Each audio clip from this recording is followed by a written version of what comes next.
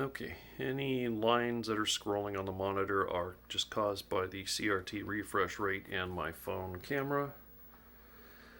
Main point that I'm trying to get across is this. I have redone the JAMMA Edge connector. This is a Bob Roberts Economy JAMMA harness that I have had still in its original bag for years and years. And it replaced the one that was originally in this cab. This harness here, again, just recapping, I'm pretty sure its main problem was it was just old and worn out. These pins lose their tension. There's also up here where there should be 4 ground wires, there's only 3, which isn't too terrible, but down here where there's supposed to be 4 ground wires, there are none. 5 volts, it has 2 wires. 12 volts, 1 wire, -5, 1 wire. So all of that just kind of exacerbates the problem of this edge connector, the pins not grabbing a hold of the PCB. So I would wiggle it and I'd see my voltages changing, and I was having some sync issues with videos and games, and it's just decided rather than try and repin this. I've had this harness for years, just saving it in case there was a day where I got a cabinet that I wanted to wire for JAMMA that either had no wiring or was originally not a JAMMA cabinet. But I decided to just go ahead and cut the wires short and use them in here. Another cool thing about the Bob Roberts harness is that solid wires are player 1 controls, and then striped wires are player 2, so it made it really easy. I didn't even use a multimeter to know that these are the ground wires, and then player 1 is a solid white, and then player 2 is a striped white, and then purple, striped purple, orange, striped orange. So it made it really easy to put these wires in their proper slots. The voltage wires, I've got more grounds, more 5 volt wires, more 12 volt, and more 5 volt. That's running currently without this protective cover on, just because this is my first power on test to make sure I've got everything wired up right. I'll put this on so nothing can touch the contacts there and short to power. I do have some extra wires that are currently just hanging. I have got coin switch 2, coin meter 2, and a test switch wire that are currently just hanging loose. So there's 3 loose wires. This coin door, you can see here there's an orange wire here and a yellow wire here. So it actually, these are 2 separate switches wired separately, but somewhere between here and the bottom of the cabinet, they just go into what's labeled as coin. So it's not coin 1, coin 2. So it's only made for whichever slot you put a coin in, it credits the game. So I know there's some PCBs, multiplayer PCBs, that would have specific coin slots. So you put a coin in this side and you're, the player, red player or blue player, and this one you'd be the other side. So I'm not sure. I'm just going to leave that wire free for right now, and if I need to hook something up to it later, I will. There is a coin meter. If I open this door, it's right down here, so I wired that up. And again, there's only 1 coin meter, so I have the second coin meter wire just kind of hanging free at this time. I really could just disconnect them from the harness, but again, I want this harness to make good contact, and so having pins on the top and bottom, where you have coin switch 1, coin switch 2, top and bottom, it's going to help pinch and give good contact, and that's what I want. So I'd rather just have a loose wire that admittedly it probably shouldn't be this loose. I should probably zip tie it down so it's not flopping and likely to touch anything. But the test wire, I probably will wire something up. Double Dragon does not have a test switch. It just has a service switch inside the door here, screwed to the side of the cabinet. So I might try and make my own bracket and put a service and test switch there and run the wire there. Or the easier thing to do, which the other Double Dragon cabinet I had, what they did was they just wired a ground wire and the test switch wire and just had a push button, the arcade just push button right here to use as a test button. So I have decided if I'm gonna mess with that. This board, actually, you have to change a dip switch to get into test mode, so I think that's kind of why this isn't wired up for test mode. I think Double Dragon must be the same way, and so they just didn't put a wire for the test connection. But the good thing is I can sit here and wiggle this and I get like very, very, very little change on the voltage. So we're talking 5.04 to 5.06 by wiggling that connector, and that's this harness going into this little extension harness that has the LED multimeter on it, and then that plugging into the PCB. I keep thinking that what I might do is get rid of that intermediate harness and just take that off and like glue it to the top of the JAMMA harness here. But to do that, I'd really want to pop one of the pins out of here and crimp a wire to the 5-volt and ground right here, so I could glue it there, and the wires would be, for this that takes the ground and the 5-volt wire, would be coming from the back side of the harness, so it'd be really clean. But I'm pretty happy with a maximum of a couple hundredths on that meter with me messing with that harness. Because again, it might be this harness, it might be this intermediate harness that's doing that. Like just tapping on that, it seems to change. It might even be the game drawing slightly more power at certain points. But yeah, gonna call that a success.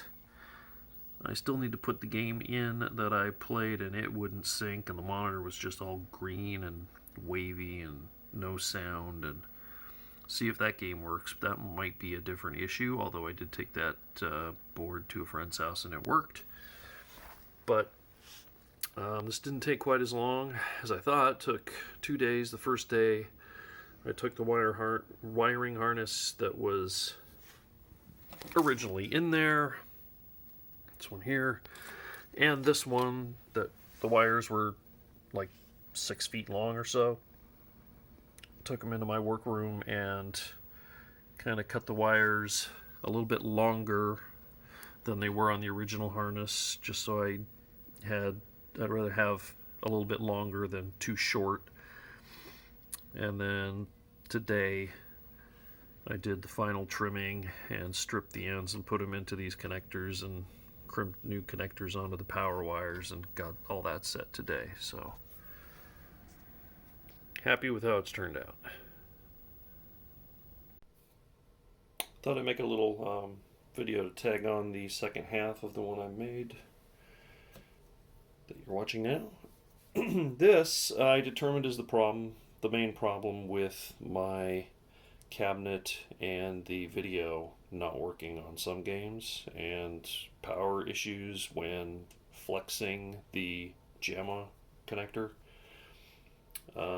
This is the board that I put in between the JAMMA harness in the cabinet and the game PCB that has a little digital voltmeter there. Now, I bought a couple of these years ago when I first saw them because I thought they were such a cool idea. that you can get a rough estimate of your voltages on the 5-volt line with these. The best way is to measure on a chip on the far side of the board for the best, but using a JAMMA cabinet that you're going to be swapping boards in, that's kind of a hassle if you're going to be measuring chips on the board every time you put a game in. So this, as far as I've experienced so far, is accurate enough that you keep it as close as you can to 5 volts. And even I'll go lower if the game's running fine. I won't crank it up any higher if it's 495 or 497 or whatever and the game's running. I'm fine with that. But yeah, I've had it for years, and I bought a couple of them when I first saw them, so I could make them myself. And so this is the last one I have of the few that I bought. And then I started making my own. So this is one that I made myself, and it's the same thing. And how I made it, just you can go on eBay or you can go on some of the arcade parts sites and buy your edge connector for JAMMA or for whatever game. If you're going to run it on a non-JAMMA game, get one that's not the same number of pins as JAMMA. This one has the solder connections down there, so normally if you were using this to build a JAMMA harness, what you would hopefully do, you'd solder the wire to the pin, put some shrink wrap over it, and do that for all of them, so that way that the solder points and the pins don't bump into each other, don't contact each other, because you've got the shrink wrap on each individual wire. The other thing is voltmeter. You can get these on eBay.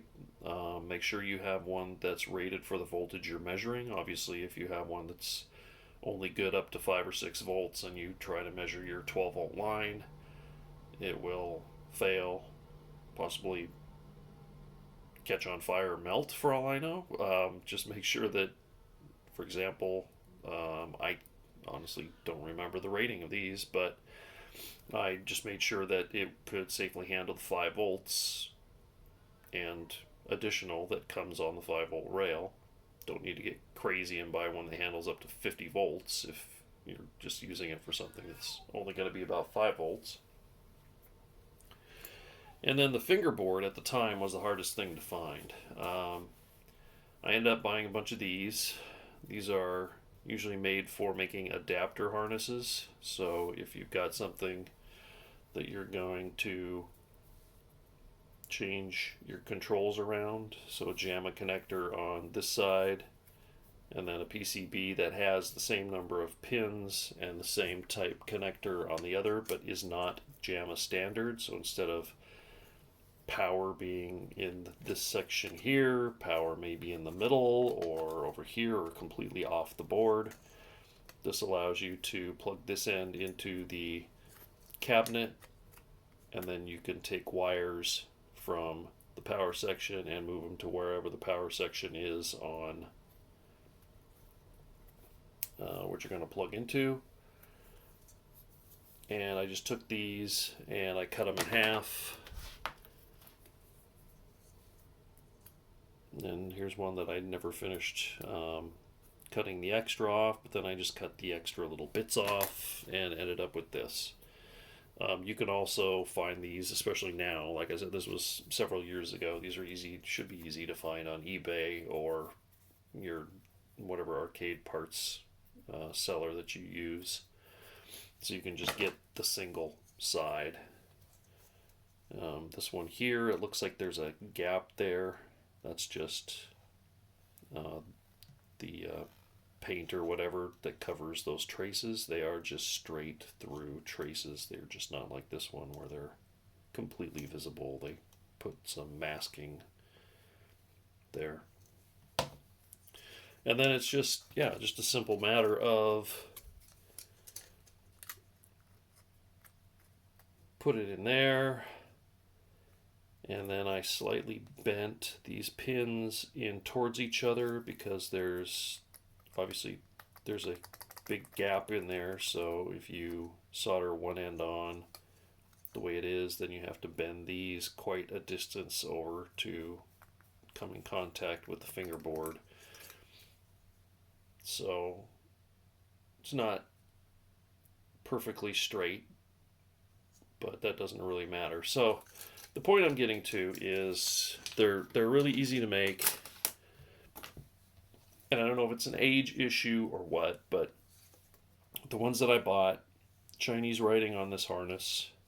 I don't know if these fingerboards or not fingerboards. These connectors here are all made in China or made from different factories or what have you, but this one has a much, well, maybe not much, but it has a narrower gap in between the pins. And so what I think is happening is the gap between the pins here is too large for some circuit boards.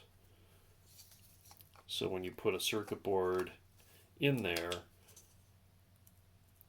depending on how thick the game board is, it has more or less wiggle. Whereas this blue one, well, that's another problem. The blue one is a much tighter fit. Now, I did notice when I gave another one of these that I had to a friend of mine that the blue ones I got, some of them, they're too narrow. So I go in with a Dremel and a little tiny grinding bit, and I take a little bit out of the right hand side and a little bit out of the left hand side, test fit, and keep going until I've got a fit, because right now I can't get this in there because it's literally just a hair, maybe a millimeter total, too narrow.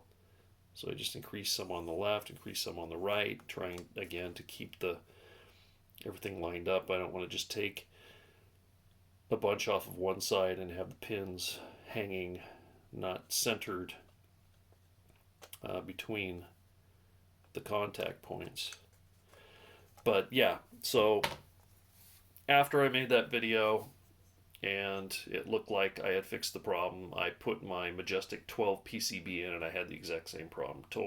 The screen was all green, it wasn't syncing. I started wiggling the harness, and I eventually, by pulling up on the PCB, I was able to get it to run and look okay. And just slightly letting off some of the pressure, I started losing some of the colors. So for some reason here, where the colors in the sync are, I think these pins are have lost some of their tension compared to some of the others, and that combined with just the thickness of the Majestic 12 PCB, it's not all PCBs are the exact same thickness material, just makes it so that it's not making good contact. So that, in combination with the original Double Dragon harness that's in there that I showed, has different colored pins, so somebody has worked on it and removed old pins and put some new pins in at some point, but it didn't have the full complement of pins. So it had some areas where there's just one pin here and no pin across from it, so that makes it less likely to have good contact. And some areas, like the ground on this end, the last two pairs, I should say, are for voltage. And then there's two pairs that are not used in JAMMA, which would be buttons 4 and 5, if you want to call it, say, JAMMA Plus, because JAMMA has button 1, 2, and 3 for each player on one side, and 1, 2, 3 on the other side for the other player. And then there's two that aren't used, which some games use for buttons 4 and 5. So, I mean, 1, 2, 3, 4.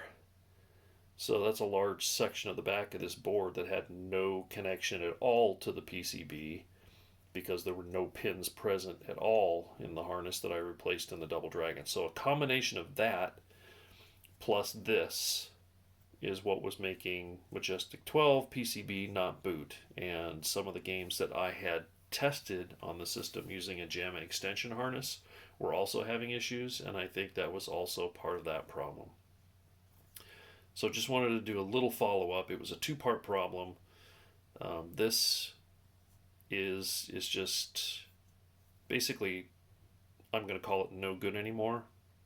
I think either through age, I mean, I haven't used it that much, which is what makes me surprised that it really boiled down to this, but I'm going to say it's probably this Chinese harness is just a little bit wider gap than the blue one that I got somewhere else.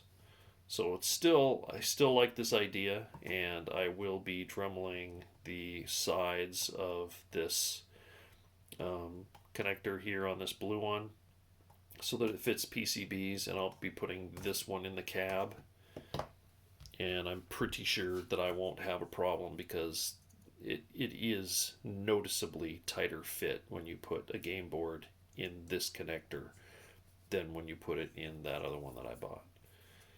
So just a little addendum to the video after I thought I had the problem fixed, but then I took out my test game board Konami Devastators and put in a Majestic 12 Space Invaders game board, and it still had the same issues that it boiled down to this, or rather this.